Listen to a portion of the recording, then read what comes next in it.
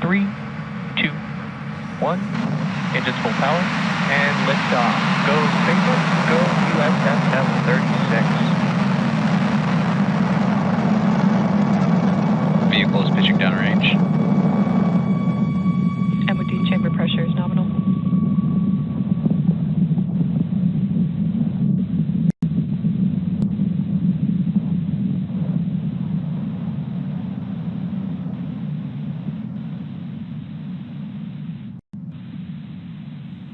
At T plus 30 seconds and counting, Falcon 9 has successfully lifted off from Launch Complex 39A at Kennedy Space Center. Now, in just a few moments, we'll begin to throttle down those engines on that Stage 1 vehicle that you see on your screen in preparation for MaxQ. Falcon 9 power and telemetry are nominal. Good nominal call out. MaxQ is the period of maximum aerodynamic pressure. This is a critical moment during flight because the combined stresses caused by Falcon 9 accelerating through the atmosphere. Falcon 9 is supersonic. And the ambient static pressure are at its greatest point during this moment. MaxQ. And there's that call out for MaxQ. Now we have several events coming up in quick succession, and we should hear all of these called out by Mission Control, starting with main engine cutoff, or MECO, stage separation, stage 1 flip, SES-1, start of the boost back burn, and fairing separation. MECO is where we shut down all 9 Merlin 1D engines on the first stage. Then stage separation is when the first and second stages of Falcon separate from one another. Some great live views there of the first stage vehicle. Stage 1 flip is when the booster uses its nitrogen gas thrusters to flip the booster around. Now, depending on the mission, Falcon will perform a fast or slow flip. Today, the booster will perform a fast flip because it will be returning back to the landing site on land. On ascent, the booster is moving away from the landing zone at 1 mile every second, so every second counts. The fast flip gets us maximum impact on the forward velocity and allows the booster to orient itself quickly to boost back to the landing zone. Now, second engine start 1 or SES-1 is when we will light that MVAC engine on the second stage for its first time. Stage separation confirmed. So we just heard that call out for stage separation, and with Stage 1 boost back startup. All right, so with the boost back burn, that'll last about 45 seconds. Meanwhile, we should be hearing a call out for fairing separation in just a few moments.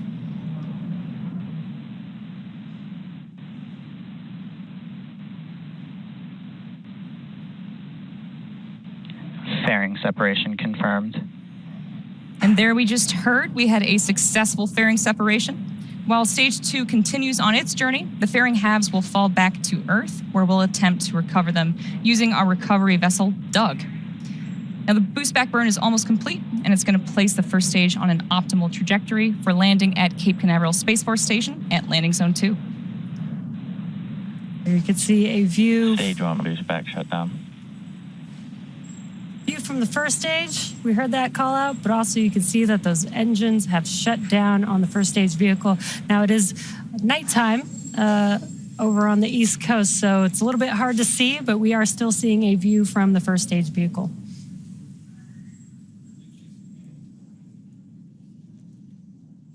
We'll see if we are able to get some clearer views as we hopefully will get some light to shine on the vehicle. It's a little bit hard to see, but you can kind of see the grid fins are opening up on the first stage there. And this is a view of our mission control here in Hawthorne. Now it is 4 minutes into today's mission. The next major milestone coming up is almost at the T plus 7 minute mark, and that's where you should see the first stage's entry burn. To start the entry burn, we will relight 3 M1D engines on the first stage, and that starts with the center engine, known as E9, followed shortly after by a couple of other engines, E1 and E5. This is similar to pumping the brakes to slowing down the vehicle as it passes back through the Earth's atmosphere. Now, we do this to slow down the vehicle due to reduce the re-entry forces, and that helps us recover and reuse the first stages. So during the entry burn, Falcon 9 is decelerating by firing its Merlin engines, but the vehicle is still moving really fast. This causes it to fly through Merlin's exhaust gases, also known as the rocket's plume, which deposits a layer of soot on the vehicle surface. And that's why our flight-proven vehicles look the way that they do. The soot comes from the carbon-based fuel that Falcon 9 uses, and with each flight, the soot builds up a little bit more and a little bit more on the outside of the vehicle.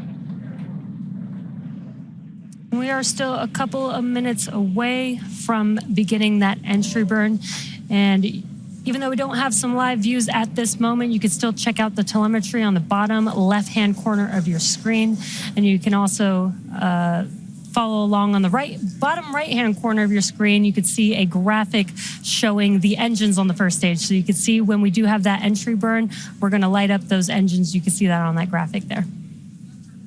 Now, Falcon 9 is the world's first orbital rocket capable of reflight, and reusability is key to lowering the cost of spaceflight, which enables more investments in critical space infrastructure.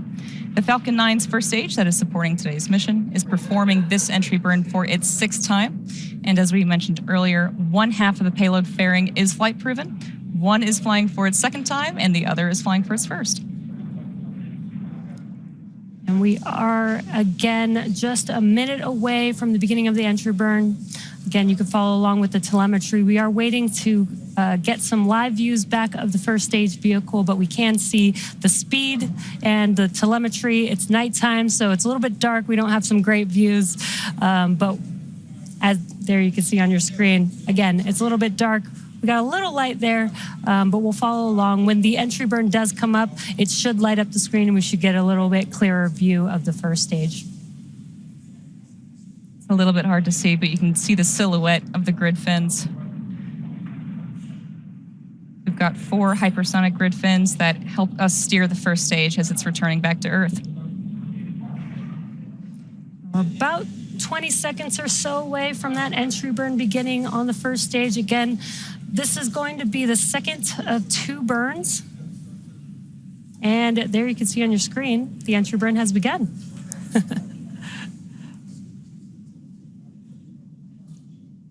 And this is a view from a ground tracking camera. And this is a view from the first stage looking aft down at the engines. You can see that entry burn is burning and should be shutting down here shortly. And as you saw on your screen, the engines have shut down on the first stage booster. That completes the 2nd of 3 burns for the Falcon 9 first stage to make its way back to a land landing today.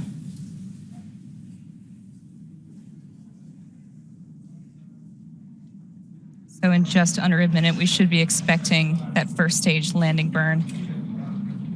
Now, the Merlins on the Falcon first stage are optimized for sea level, and they achieve 190,000 pounds of thrust each during ascent and descent. At liftoff, Falcon 9's first stage has thrust that's greater than 5 747 airplanes at full power.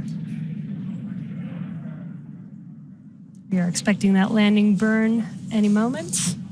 And there it is. You can see the engines have lit up on the Falcon 9 vehicle. Let's watch as Falcon 9 touches down.